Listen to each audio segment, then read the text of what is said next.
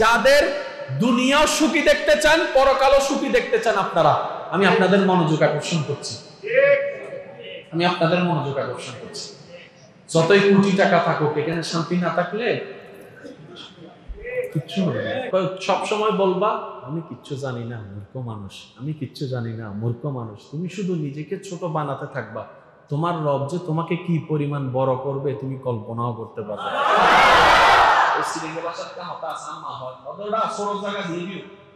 বড় জায়গা হনমিক কেন 3.5 কোটি দিয়া দিয়ে ফেরাডু কেন কিনিনি ইদের রাস্তার মধ্যে জামাত পরিতে কি 3000 টিকা সাইকেল একটা টং টং টং টং বাজা বাজা না এই দিনের লড়াইতে শেষ পর্যন্ত সাইকেল ওলা সিবে বল দুকি কি এবার ফেরাডু ওলা রাহব দে আইসো না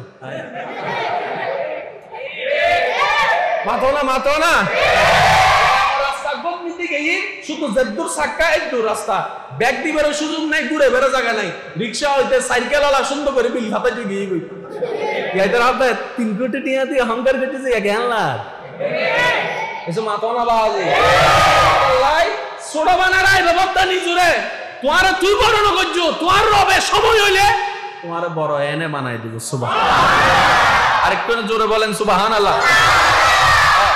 या रब है बख्श देना बंदों को काम तेरा। सुभान अल्लाह, আমার খুব পছন্দের একটা কালাম। या रब है बख्श देना बंदों को काम तेरा ला तक न तू सुना कम हमने कलाम तेरा ला तक न तू सुना है हमने कलाम तेरा या रब है बख्श देना बंदों को काम तेरा। বলেন সুবহানাল্লাহ। এবার একটা জিনিস আমি ক্লিয়ার করতে চাই,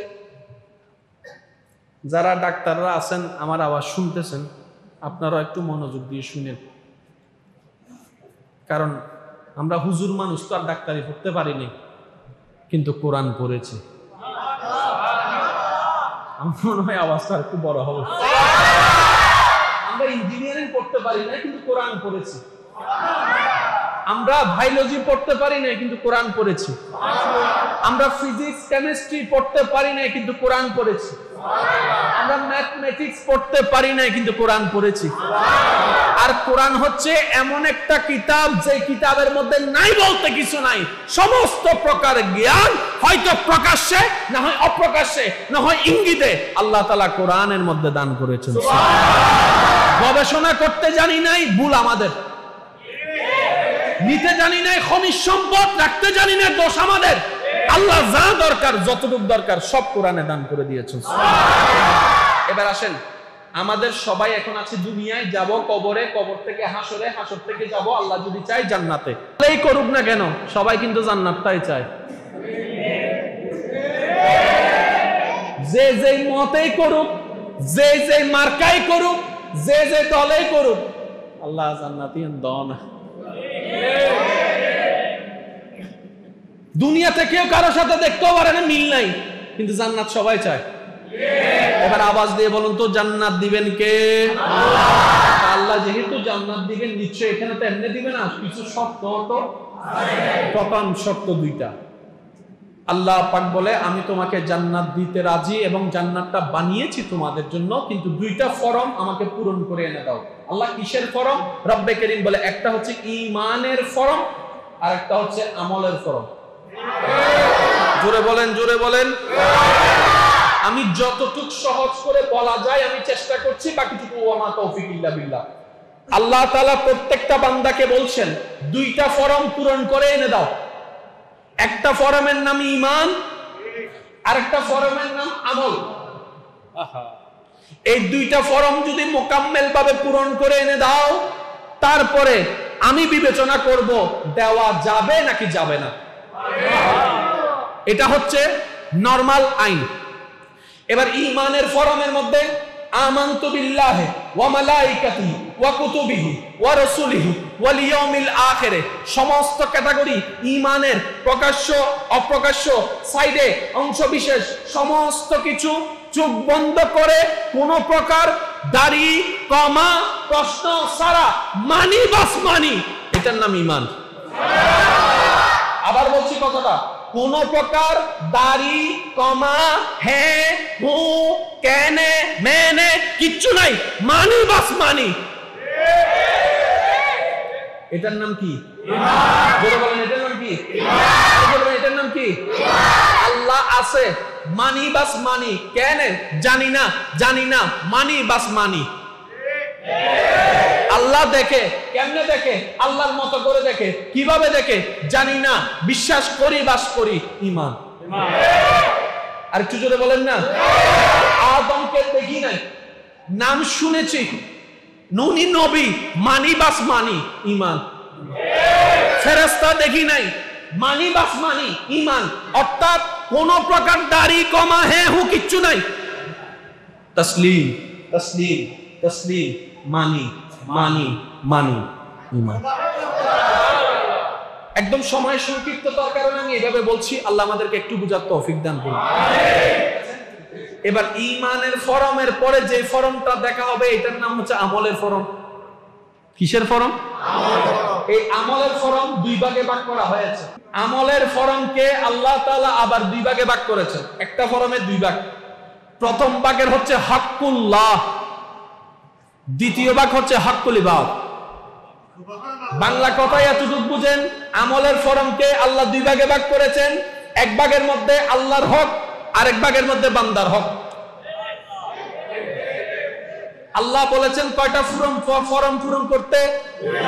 একটার নাম ঈমান আর একটার নাম আমলের ফরমকে কয় ভাগে ভাগ করছেন? এটা আমার জন্য না সবার জন্য? এই প্রশ্ন কি আমাকে করবে না সবাইকে করবে? এই বিচার কি আমাকে করবে না সবাইকে করবে? এখানে কেউ পার পাওয়ার সুযোগ, পার পাওয়ার সুযোগ। আমলের ফরমকে দুই ভাগে ভাগ করলেন, একটা হচ্ছে আল্লাহর হক আর একটা হচ্ছে কার হক? এবার আমি প্রশ্ন করবো, আপনারা উত্তর দিবেন। নামাজ কার হক? জোরে বলতে হবে। রোজা কার হক? হজ কার হক? যাকাত কার হক? জায়গা সম্পত্তি কার হক? জায়গা সম্পত্তি কার হক? টাকা পয়সা কার হক? সেবা কার হক? রাস্তা কার হক? টাকা কার হক? জবানের কথা কার হক? চোখের দেখা কার হক? কানের শোনা কার হক? শরীরের আঘাত কার হক?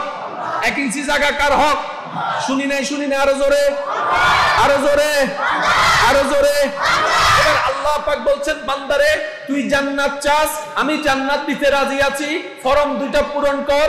একটার নাম ঈমান, একটার নাম আমল। এবার বান্দা বলে যে মওলা পূরণ তো করতে গেলাম, কিন্তু আমাকে একটু বুঝাই দাও। রব বলে যে ঈমানটা পরিপূর্ণভাবে রেখে আমল যতটুকু পারো অতটুকু করে আনো। আমল দুই প্রকার, একটা আমি আল্লাহর হক, একটা আমার বান্দার হক। যদি তুমি আর আমল নামাই আমি আল্লাহর হকের মধ্যে কোনো কমতি থাকে, আমি আল্লাহর কাছে মাফ চাও, আমি তোমাকে মাফ করে দিব। 5000 যদি নামাজ না থাকে, আমি কাদের একাদির মালিক, তোমাকে চাইলে মাফ করে দিব। কিন্তু বান্দার হক যদি থাকে, ও যতক্ষণ মাফ না করবে আমিও মাফ করব না। সবার চাওয়া কোথায় যাওয়া? আল্লাহর রাস্তা একটু বুঝার চেষ্টা করেন, কারণ মৃত্যু যে কোনো মুহূর্তে চলে আসতে পারে। কিছু বিষয় আছে আমি আজকে বলি আপনাদেরকে, মানতে না চাইলেও মানতে হয়। করোনা কালীন ঘরে থাকার ইচ্ছা কারো ছিল না, কিন্তু সবাইকে থাকতে হয়েছে। আপনি কি করবেন? চিল্লাপাল্লা করবেন? হাসি তো হবেই, চিল্লাইয়া কোনো লাভ। বুদ্ধিমান কারা জানেন? যারা সেই সমস্ত সেক্টরে আগে নিজেকে গোছাই নেই, তারাই হচ্ছে সবচেয়ে বুদ্ধিমান। কথা বলেন ঠিক কিনা? আরেকটু জোরে বলেন ঠিক কিনা? এবার আমলের ভাগ কয় প্রকার? একটা হচ্ছে আল্লাহর হক আর একটা হচ্ছে কার হক? এবার আল্লাহ বলে যে আমার হক যদি অপরিপূর্ণ থাকে আমি রহমান, চাইলে মাফ করে দিব। কিন্তু আমার বান্দার যদি কোনো দাবি থাকে, ও যতক্ষণ মাফ না করবে আমি মাফ করব না। এবার আমি আপনাদেরকে একটু প্রশ্ন করতে চাই, আল্লাহর হক নষ্ট করলো গুনাহ, বান্দার হক নষ্ট করলো গুনাহ, জোরে বলতে হবে। আল্লাহর হক নষ্ট করলো, জাহান্নাম বান্দার হক নষ্ট করলো। এখন জাহান্নাম থেকে বাঁচার জন্য গুনাহ মাফের দরকার আছে না নাই? আল্লাহ গুনাহ মাফ করে দিতে পারে, কিন্তু বান্দা যেটা হক নষ্ট করতেছে ও মাফ করবে জীবনে? এবার বলেন কোন হক বেশি কঠিন? আর আমরা যুদ্ধ করতেছি বেশি আল্লাহর হক নিয়ে। যেখানে মাফ পাওয়ার পার্সেন্টেজ 99.99%। রব বলছে হাদিসে কুদসি, হে আমার বান্দা, যদি তোমার আমার হক নষ্ট করে গুনার পাহাড় পরিমাণ গুনাহ হয়, আমার কাছে আসো, লা তাকনাতু মির রাহমাতিল্লাহ, ইন্নাল্লাহা ইয়াগফিরুয যুনুবা জামিআ। মন থেকে তওবা করো একবার, আমি আল্লাহ সারা জীবনের গুনাহ মাফ করে দিতে রাজি আছি। কিন্তু ওই বান্দা যদি 1 টাকা এটা মাফ না করে, এবার বলেন জাহান্নামে যাওয়ার জন্য, জাহান্নাম থেকে বাঁচার জন্য, জান্নাতে যাওয়ার জন্য আমাদের নেক আমলের দরকার আছে না নাই? মাফের দরকার আছে না নাই? আল্লাহ থেকে মাপ পাওয়া কঠিন না সহজ? বান্দা থেকে মাপ পাওয়া জোরে বলেন, আরো জোরে। আপনি যদি বলেন যে আমি এটা মানি না, আপনি না মানতে পারেন, কিন্তু কবরে আপনাকে যেতে হবে। তাহলে বান্দার হক মাপ পাওয়াটা কঠিন, এটা নিয়ে আমাদের মনোযোগ নাই। আল্লাহর হক মাপ পাওয়া সহজ, ওটা নিয়ে আমরা ঝগড়া করতেছি, প্যাঁচ লাগাইছি আমরা নিজেরাই। এবার বলেন আমাদের সোচ্চার থাকতে হবে কোন হকের প্রতিবেশী? জোরে বলেন। আল্লাহ পাক বলে আমি তো রহমান, তোর মায়া করে বানাইছি, আমি মাফ করে দিব, কিন্তু তোর ভাই তো তোর মাফ করতেছে না। আর আপনারা জানেন আদালতের একটা নিয়ম, যতক্ষণ পর্যন্ত বাদী নিজের থেকে কেস উঠ্র না করে ততক্ষণ কেস উঠ্র হবে না। আল্লাহর দরবারে এই বিচারটা দিছে কে? ওই বাদীটা, আপনার ভাইটা, যাকে আপনি দুনিয়ায় পাওয়ার দেখায় 1 ইঞ্চি জায়গা দেন নাই, ওইটা। 3 মাস বাকি গিয়ে দোকানদারের কাছে টাকা না দিয়ে অন্য রাস্তা দিয়ে চলতেছেন, ওই দোকানদার। পাওয়ার দেখায় একজনকে মুখের আঘাতে মনে কষ্ট দিয়েছেন, ওই মানুষটা। এবার আল্লাহ রাসূল একটা হাদিস শরীফ ছিলেন, মুসলিম শরীফের হাদিস শরীফ, সবার একটু মনোযোগ আকর্ষণ করছি। একটু এই আলোচনাগুলো দরকার আছে না নাই? এটার সাথে কারবালার সাথে বড় একটা সম্পর্ক আছে, বড় সম্পর্ক আছে, বড় সম্পর্ক আছে। আল্লাহ আমাদেরকে একটু বুঝার তৌফিক দেন। এবার আগে একটা কথা বলেন, নিজেকে বিতর্কে অমানুষকে মানুষ বানানোর ইচ্ছা আছে না নাই? কবর আলোকিত করার ইচ্ছা আছে না নাই? আর সব পদ্ধতি ইসলামে দেওয়া আছে না নাই? অন্য পদ্ধতিগুলো নেওয়ার দরকার আছে না নাই? যাদের দুনিয়াও সুখী দেখতে চান, পরকালও সুখী দেখতে চান আপনারা, আমি আপনাদের মনোযোগ আকর্ষণ করছি, আমি আপনাদের মনোযোগ আকর্ষণ করছি। যতই কোটি টাকা থাকুক, এখানে শান্তি না থাকলে কিচ্ছু হবে না। সবার কাছে আপনি সেলিট পাইছেন, বউ আপনারা 2 পয়সার দাম দেয় না। এবার আওয়াজ দিয়ে বলেন ইজ্জত আসছে তো আসে কার জায়গা থেকে? ইজ্জত আসে কোত্থেকে? আল্লাহর থেকে। যেহেতু ইজ্জত আসে, আপনার ইজ্জতের ক্ষুধা, তাহলে আল্লাহর সাথেই সম্পর্ক রাখা ছাড়া দ্বিতীয় কোনো উপায় আপনার কাছে নাই, নাই, নাই। এটাই বুদ্ধিমানের কাজ। কথা বলেন ঠিক কিনা? মানতে না চাইলেও কিছু কথা মেনে নেওয়াটা বুদ্ধিমানের কাজ। কিছু জায়গায় তর্ক চলে না, ঝগড়া চলে না। কিছু জায়গায় তর্ক ঝগড়া করলে টাইম ওয়েস্ট হয়, লাভের লাভ কিচ্ছু হয় না। মনে থাকবে ইনশাআল্লাহ? আরো জোরে বলেন মনে থাকবে ইনশাআল্লাহ। এই হাদিস শরীফটা একটু মনের কান দিয়ে শোনার চেষ্টা করবেন। রাসূল পাক রাহমাতুল লিল আলামিন সাল্লাল্লাহু আলাইহি ওয়াসাল্লাম একদিন সাহাবাদেরকে জিজ্ঞেস করছেন, এই আমার সাহাবারা, বলো তো দেখি সবচাইতে মুফলিস কে হবে হাসরের ময়দানে? সবচেয়ে গরিব অসহায় কে হবে হাসরের ময়দানে? সাহাবায়ে কেরাম এক একজন এক এক ভাবে উত্তর দিলেন। নবী রাহমাতুল লিল আলামিন বলছেন, একটু মনের কান দিয়ে শুনুন। নবী রাহমাতুল লিল আলামিন বলছেন, হাসরের ময়দানে সবচাইতে অসহায় সেই ব্যক্তিটাই হবে যার জান্নাতে যাওয়ার জন্য যত প্রকার নেক আমল দরকার, নামাজ, রোজা, হজ, যাকাত সব ভরপুর থাকবে, কিন্তু তারপরেও সে জান্নাতে যেতে পারবে না। জান্নাতে যাওয়ার জন্য যতগুলো নেক আমলের দরকার সব তার গাড়িতে থাকবে, ব্যাগে থাকবে, কিন্তু সে তারপরেও জান্নাতে যেতে পারবে না। সাহাবায়ে কেরাম অবাক হয়ে জিজ্ঞেস করলেন, ইয়া রাসূলুল্লাহ, কেন পারবে না? নিশ্চয় কোনো ঝামেলা তো আছে। এবার রব্বে কারীমের ফরমান অনুযায়ী রাহমাতুল লিল আলামিন নবী বলছেন, শুনো আমার সাহাবারা, শুনো আমার সাহাবারা, ওই ব্যক্তি যখন আল্লাহর দরবারে যাবে জান্নাত পাওয়ার জন্য, তার মনের একটা আশা পূরণ হতে যাচ্ছে, ওই মুহূর্তে কিছু বান্দা এসে আল্লাহর দরবারে অ্যাপ্লিকেশন করবে, মাওলা আমাদের কিছু কথা আছে, ওর সম্পর্কে আমাদের কিছু কথা আছে। দুনিয়ায় কথা বলতে পারি নাই কারণ আমার টাকা ছিল না, ন্যায় বিচার করার কোনো সুযোগ ছিল না।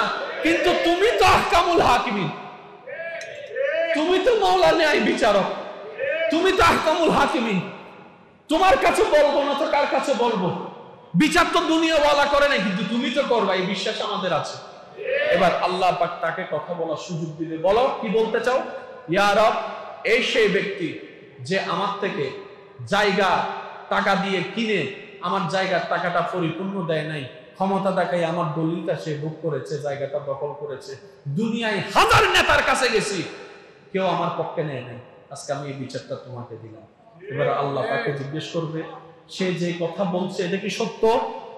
সে মাথা নিচু করে বলবে আল্লাহ কথা সত্য। তাহলে তার জায়গা তাকে ফেরত দাও। সে বলবে আল্লাহ এখানে জায়গা কই, দলিলও নাই। রব বলে যে ওর হক ওকে দাও, কি দিয়ে ওকে পোষাবে সেটা তুমি জানো। এবার সে বলবে যে ভাই রাগ করিস না, ধর আমার 100 দিনের নামাজ পড়ে দিলাম, তুই একটু আমার উপর দাবি তুলে নে, জান্নাতটা পাইতে দে আমাকে। 100 দিনের নামাজ নিল, সে চলে গেল। আরেকজন এসে বলবে আল্লাহ আমার একটা দাবি আছে। কি? সে আমাকে সবার সামনে অপমান করে কথা বলছে, আমার মনে আঘাত দিয়ে কথা বলছে, ঠেস মেরে কথা বলছে। আল্লাহ এটার প্রতিদান চাই। আল্লাহ পাক বলে এর কি দিয়ে বুঝ দিবি? তো ভাই আমার কাছে রোজা আছে, কিছু নফল রোজা দর, এগুলো একটু ন, চুপ করে বসে থাক ভাই, কিচ্ছু কইস না, দর রোজা নেই।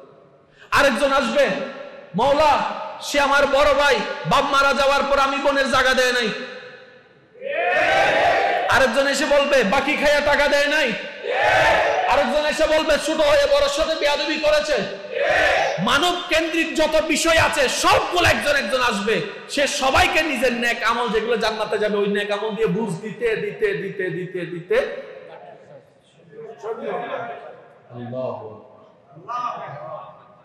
সব শেষ, কিন্তু এখনো দাবিদার বন্ধ হয় নাই। আরেকজন আসবে, মাওলা আমার একটা কথা আছে। কি? বলে যে সে একবার দোকানের সামনে সবার সামনে আমাকে একটা ঘুষা মারছে, আমার কোনো দোষ ছিল না, আমি এটা হিসাব চাই। এবার আল্লাহ বলবে যে ওরে কি দিবি? মাওলা বলে যে তাহলে একটা কাজ কর, ওর গুনাহগুলো তুইল, ও যতক্ষণ খুশি না হবে ততক্ষণ তার গুনাহগুলো নিতে থাক। কারণ আমার বান্দা যতক্ষণ দাঁড়ায় থাকবে কারো বিপক্ষে আমি জান্নাত দিব না। তার মানে কি দাঁড়ায়? জান্নাত পাওয়া সহজ, ঈমানটা ঠিক রেখে আল্লাহর হক যতটুকু পারে করে আল্লাহর সৃষ্টির প্রতি আল্লাহর দিকে তাকায় যদি ভালোবাসতে পারেন, আপনি হয়তো আব্দুল্লাহ থেকে ওলি আল্লাহ হয়ে যেতে পারেন। এবার বলেন জান্নাত পাওয়া কঠিন না সহজ? কঠিন বানাইছি আমরা। জোরে বলেন কঠিন বানাইছি আমরা। এবার বলেন আমাদের ভিতর জায়গা দখলকারী আছে না নাই? আছে। জোরে বলেন আছে। এভাবে জায়গা দখলকারী কি জান্নাতি না জাহান্নামী? জান্নাতি। জোরে বলেন জান্নাতি না জাহান্নামী? জান্নাতি। আমি প্রশ্ন করব, আপনারা শুধু বলবেন আমাদের ভিতর আছে না নাই, এই গুণগুলা এই দোষগুলা আছে না নাই? সুদ খাওয়া আছে, আমাদের ভিতর সুদ খাওয়া আছে, ঘুষ খাওয়া আছে, ডাক্তারের ভিতরে আছে, ইঞ্জিনিয়ারের ভিতরে আছে, আরেকটু জোরে বলেন আছে, স্কুলের ছাত্রের ভিতরে আছে, মাদ্রাসার ছাত্রের ভিতরে আছে, রিকশাওয়ালার ভিতরে আছে, স্কুলওয়ালার ভিতরে আছে, প্যারাডোওয়ালার ভিতরে আছে, আরেকটু জোরে বলেন না আছে, মসজিদওয়ালার ভিতরে আছে, বাড়িওয়ালার ভিতরে আছে, আব্দুল কাদের জিলানির ভিতরে। হ্যাঁ শুনি নাই, শুনি নাই, না না না শুনি নাই। মঈনুদ্দিন চিশতির ভিতরে, সিদ্দিক আকবরের ভিতরে, ফারুক আজমের ভিতরে, ওসমান গনির ভিতরে, মাওলা আলীর ভিতরে নাই বলে তো ওনার আল্লাহর প্রিয়, নাই বলে তো প্রিয়। তো প্রিয় হবার সবচাইতে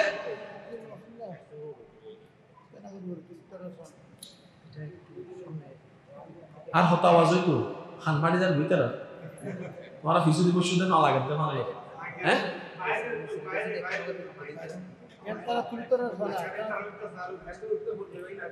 কইতাম নসাইদ দি, আমি আসলে কইতাম নসাইদ দি, মানে ষষ্ঠ ভাই বুঝে তাহলে কইতাম বহুত কথা আছে মাধ্যম। একবার হন আলহামদুলিল্লাহ। ইবেজাতে মুখের সামনে রাই ওয়াইজ করে যে কেউ মুখুর তুতু পড়ে না না পড়ে, ইবেজার তেন্ডে রাইবে আর না কত নিয়ে সইতে পারিবে না। এঙ্গুরি বুঝাইতাম হারে বুঝাইতাম ইয়া হয়ে দিয়ে বোঝার বসই গিয়ে না ই না জায়গা দন হইলে না আমি প্রথমে ওয়াজ শুরু করিবার সময় খেয়াল করছেন না ই আরো জোরও করিব যে কেউ করিব ইয়া মানুষের একটা রিসিপশনের বিষয় আছে তাহলে আমি আট বাদ দ্বারা প্রথমে হয়ে দিই ওহ আমাদের ওয়াই ব্যান্ডে দিতে পারিবেন না হইলাম না শুনুন মুখুর বাইরে যাতে মুখুর ঢুকে কণ্ঠনালী নষ্ট হয়ে যাবে নার হতা না ডাক্তারের হতা আর মুখে স্মেল ঢুকে স্মেলিবে কিন্তু না করতে যাই কণ্ঠনালী দিয়ে যাবে ঠিক আছে না বাজি তুই নিয়ম কি আনলে একজনের বেগুন হলো এবার বজ্জন হবে না মা বাড়ির জুড়েন কিও কি যারা বেগুন গরিব তারি ওই বেটে না ভাই তুই ন জানি করলে আজীবন গরিব তারিবেন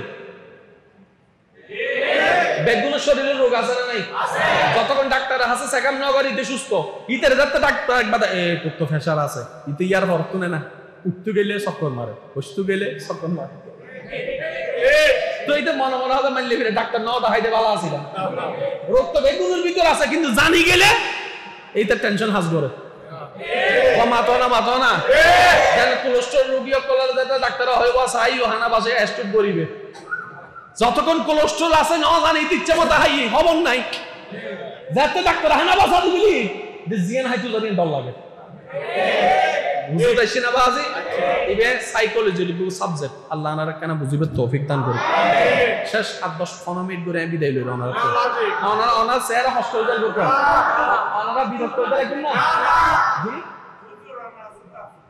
আমি আসি দিয়ে তো ওনারা আসুন দেয় ও বাজি রে আল্লাহ ওনারা আসরে বইয়ের কবুল করো আমিন ইকের গুণ হই ন হয় বিরোধী দল ভালো লাগে আদে ফিলার ওই ভারী না গিলে হইতাম বেগুনে মিলে একবার হন আমি सबसे आला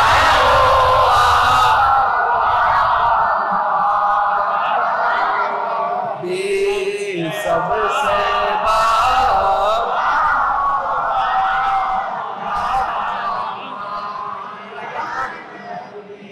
আল্লাহ আর বেগুনের হাজির কবুল করুক হাদিসটা মনে থাকবে এটা কি আমার জন্য না সবার জন্য তাহলে এই বিচারটা সবার হবে সবার সেজন্য আমার ছোট্ট ভাই হিসেবে একটা পরামর্শ মানুষ ইচ্ছা করে ভুল করে না বেশিরভাগ ভুল অনিচ্ছায় হয়ে যায় রাগের কারণে হিংসার কারণে আমৃত্যুর কারণে আর এগুলো সবগুলো হচ্ছে শয়তানের প্রোডাক্ট কার প্রোডাক্ট আপনি নিজেকে প্রশ্ন করেন শয়তানের মাল আমার ভিতরে ঢুকলো কেমনে শয়তানে বলে যে আমি একা জাহান্নামে যাব না তোদেরকেও নিয়ে যাব সেজন্য সব ঢুকাই দিছি আগে বুঝি নাই ফাঁদে পড়ে গিয়েছি এবার যখন বুঝতে পারছেন একটা কাজ করবেন বড় হোক ছোট হোক ডাইন হোক বাম হোক লম্বা হোক বাটি হোক কালা হোক সাদা হোক যাকেই কষ্ট দিয়েছেন এই মুহূর্তে মনে পড়তেছে প্রথমে আল্লাহর কাছে মাপ চান আল্লাহ আমি ভুল করেছি তোমার বান্দাকে কষ্ট দিয়েছি এটা বলবেন না আমার ভাইকে কষ্ট দিয়েছি তাহলে আপনার ইগু কাজ করবে আপনি বলবেন আল্লাহ আমি তোমার বান্দাকে কষ্ট দিয়েছি তুমি ওই বান্দার রব হিসেবে আমাকে মাফ করে দাও এবার সে বান্দা যদি বেঁচে থাকে তাকে পিছন থেকে জড়ায় দেবেন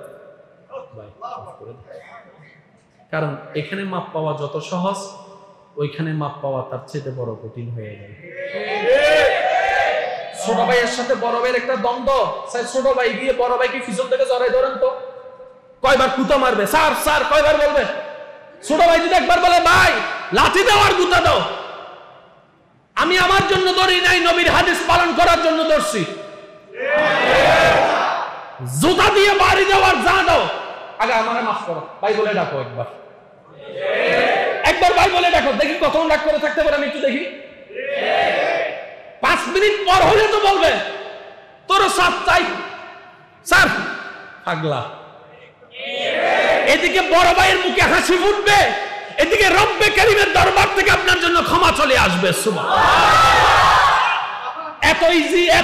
এত ইজি দুনিয়ার আদালতের মামলা 100 বছর চলে যায় সমাধান হয় না এদিকে বান্দা মিলে যাবে ওদিকে রবের রহমত খুলে যাবে কোন জায়গায় কারো সাথে যদি লেনদেন থাকে দিতে পারলে দিয়ে দেন দেওয়ার ক্ষমতা না থাকলে ভাই আমার পক্ষে সম্ভব না কিন্তু ওয়াদা করতেছি পারলে আমি দিব এই মুহূর্তে তুই যদি আমার গলায় ছুরিও চালাস আমি দিতে পারবো না তুই আমাকে একটু সুযোগ দে আমার দেওয়ার ইচ্ছা আছে তোকে ফেরত কিন্তু আমার সামর্থ্য নেই আপনি এই নিয়তে করেন আল্লাহ পাক আপনাকে দেওয়ার ব্যবস্থা করে দিবেন স্পষ্ট একটা হাদিস শরীফ আছে যে ঋণ দেওয়ার নিয়তে ফেরত দেওয়ার নিয়তে ঋণ নেয় আল্লাহ তাকে ঋণ পরিশোধ করার ক্ষমতাও দান করে সুবহানাল্লাহ আর তো বেশিরভাগ দৌড়ে লস না আবার দে একদিন হলে দে ফজর দে আই আসর তো দিফিলিম আসর আর এসিনা যখন আসর এসিনা 5 বছর গিয়ে ইতে ফোন দিতে যেটি দাঁত দিতে বিক্কু গি ওরা হাতে দিবি দি আই মরি যাই না মাতো না ভাই আরেকবার তো ফোন দি এ আই কি দাইজার কোন রে এতবার কে ফোন দর মামা উল্টা ভাবত শেষ পর্যন্ত 10 বছর জনের পর ইতে বিরক্ত হয়ে হদ্দা ঠিক আছে আর নদী সাই হাসরের ময়দানে দাবি রেখুম ইতে যে আছে চাতু ভাইতে মনে মনে খুশি কি থাক দুনিয়া তুমি বাঁচি গই কিনার বদলা বুঝি না পারে সত্য বড় ভুল করি বলি 1000 টিয়া 10000 টিয়া 1000 টিয়া এই 10000 টিয়া ততক্ষণ মাপ পাইতো না যতক্ষণ ইতে খুশি নব না কেমন লইতে এখন ইতে সালাকে কেন কি হইতো না নি ইতে হদ্দা 10000 টিয়া হ্যাঁ আইতে গইতো আজকাল 10000 টিয়া যাবি ইয়া তুতুন ভাই মানে জমা রেখে দেখার হাসে এবার হাসরের ময়দান জন করে আল্লাহর হুকুম আল্লাহ আই যতক্ষণ খুশি নই 10000 টিয়া নিতে আনা সব কিন্তু এবার যাতে 30 বছর সব দেখি লেভেলে বুঝিতে হবে 10,000 টিয়া 30 বছর সব কেন লইছে নমাতিস আল্লাহ বিচারক আল্লাহ হই দিলে বেলে দেয় ইটা ওদা মাইলে মিরিয়ান জানিলে তো 30,000 টিয়া তোরে দিতে আমায় মনে তাই বনা ভাই আরো জোর হন না মনে তাই বনা এবার বান্দাটাকে যেটা আমরা বারবার মিসবিহেভ করি এই পয়েন্টটা না বুঝার কারণে আপনার স্ত্রী গভীর মনোযোগ আপনার ভাই আপনার বড় ভাই আপনার ছোট ভাই আপনার চাচতো ভাই জ্যাঠতো ভাই খালতো ভাই চাচা জেঠা মামা খালা যা আছে সবাই কি আপনার আত্মীয় হয়েছে আগে নাকি রবের বান্দা হয়েছে আগে তাহলে আপনি যখন আপনার বউকে বউ হিসেবে না দেখে আপনার রবের বান্দা হিসেবে দেখবেন অটোমেটিক অন্তর থেকে শ্রদ্ধা আসা শুরু করছে প্রত্যেকটা বউ যদি স্বামীকে স্বামী হিসেবে না দেখে আমার রবের বান্দা সম্মান কাজ করা শুরু করবে ভাইকে ভাই দেখবেন না এটা আমার রবের বান্দা কারণ সবকিছুর মূলে হচ্ছে রব্বুল আলামিন রবের দ্বারাই সম্পর্ক জোড়ে রবের কারণে সম্পর্ক ভাঙে রব আছে সম্পর্ক আছে রব নাই সম্পর্ক নাই আল্লাহ আমাদের সবাইকে একটু বুঝার তৌফিক দান আমাদেরকে মানুষের মতো মানুষ বানার তৌফিক দান আজকে থেকে আমরা অমানুষ থেকে মানুষ হওয়ার চেষ্টায় লাগবে আজকে থেকে আমরা অভদ্র থেকে ভদ্র হওয়ার চেষ্টায় নামবো আজকে থেকে আমরা যার যার হক পাওনা আছে সেটা বুঝিয়ে দেওয়ার চেষ্টা করব কাউকে কথা দিয়ে আঘাত দিলে মনে থেকে আঘাত দিলে ক্ষমা চাওয়ার চেষ্টা করব সে যেই হোক আমার রবের বান্দা মানি বাস আর কোনো পরিচয়ের দরকার এবার একটা হাদিস শরীফ আপনারা সবাই জানেন শুধু একটু মনে করাই দিচ্ছি মুসা আলাইহিস সালামের যুগের সবচেয়ে একটা পাপী উম্মতের মধ্যে মারা যাওয়ার আগে কুকুরকে কি খাওয়াইছে জোরে বলেন কুকুরকে কি খাওয়াইছে পানি খাওয়াইছে আল্লাহ তাকে জাহান্নামী থেকে জান্নাতি বানাই দিয়েছে ভাইয়া কাজ কয়টা আর খারাপ কাজ করছে জোরে বলেন খারাপ কাজ করছে তার মানে কি জানেন আল্লাহ চাই প্রত্যেকটা বান্দা কিছু একটা করুক কিছু একটা কর রব বলে কিছু একটা কর অল্প করে কর আমার জন্য কর যেই করাটা দেখে সারা জীবনের গুনাহ মাফ করে আমি জান্নাতি বানাই দিই আল্লাহ খুশি থাকে বান্দা প্রত্যেকটা বান্দা এই কিছু একটা কেমন কিছু একটা আমি বলি অন্যকে খুশি করতে গেলে আইফোন দিতে হবে 1.5 লাখ টাকা অন্যকে খুশি করতে গেলে একটা পালসার দিতে হবে 5 লাখ টাকা অন্যকে খুশি করতে গেলে ওই জায়গায় ঘুরতে নিয়ে যেতে হবে 3 দিন 30,000 টাকা আল্লাহকে খুশি করতে গেলে রাস্তা দিয়ে হেঁটে যাচ্ছেন যেতে যেতে হঠাৎ করে একটা প্যারাক দেখলেন যেটা এমন হয়ে আছে চোখ পড়ার সাথে সাথে আপনার ব্রেন বলল এই জিনিসটা এখানে তো আমি এনে দেখেছি আমার আল্লাহর কোনো বান্দা যদি না দেখে হঠাৎ করে পায়ে ফুটে যায় তার তো এটিএস মারতে হবে ডায়াবেটিস থাকলে তো পুরো পাওয়াটাও চলে যেতে পারে আপনি শত ব্যস্ততার ভিতর মাত্র 2টা সেকেন্ড থেমে সরে নিরাপদ জায়গায় রেখে দিলেন আপনি চলে গেলেন হাসরের ময়দানে এটাও আপনার জান্নাতে যাওয়ার একটা বড় কারণ হয়ে যেতে পারে কারণ দুনিয়ার মানুষ আপনার হাজার করা মনে না রাখলেও না করাটা অনেক মনে রাখে যতক্ষণ দিতে পারবেন ইউ আর দ্য বেস্ট 2টা দিন দেওয়া বন্ধ করেন তোর মতো আকাইমার কেউ নাই কি করে তারাই ফেলছস, কি এমন উপকার করেছস। আর আল্লাহ হচ্ছে বান্দার জন্য এমন ছোট্ট ছোট্ট নেক আমল পর্যন্ত আল্লাহ পাক হিসাবের মধ্যে রেখে দেয়, সেটাকে জান্নাতে যাওয়ার কারণ বানায় দিয়েছে। এই গত কিছুদিন আগে একটা হাদিস আমার নজরে এসেছে, ওমা তৌফিক ইল্লা বিল্লাহ, আমি শুনে অবাক হয়ে গেলাম পড়ে। আল্লাহু আকবার। বিষয়টা ছিল আগের যুগের যে কোনো একজন নবীর উম্মত, ওই যুগের উম্মত আর কি বুঝার জন্য বলছি, মূর্তি পূজা করতো। ভাই কি পূজা? মূর্তি পূজা। ওই মূর্তির ভিতরে একটা নাম ছিল সনম। মূর্তির নাম কি? ওনাদের ধর্মের পূজার কি সনম। ওই সনম পূজারি সনমের পূজা প্রেমে করে পূজা করতে করতে মারা গেছে, আল্লাহ তাকে জান্নাত দিয়েছে। সনমওয়ালা তো জান্নাতে যাওয়ার কোনো প্রশ্ন আসে নাই। ফেরেশতা জিজ্ঞেস করছে, মওলা এ তো সনমওয়ালা, তুমি তারে জান্নাত দিলা, তো দিলা কিভাবে? আল্লাহ পাক বলে যে আমি মালিক, যারা বলছে তা দিতে পারি। ফেরেশতা বলে যে মওলা দিয়েছো সেটা জানি, কিন্তু দেওয়ার তো একটা কারণ তো আছে, কারণটা একটু জানতে চাচ্ছি।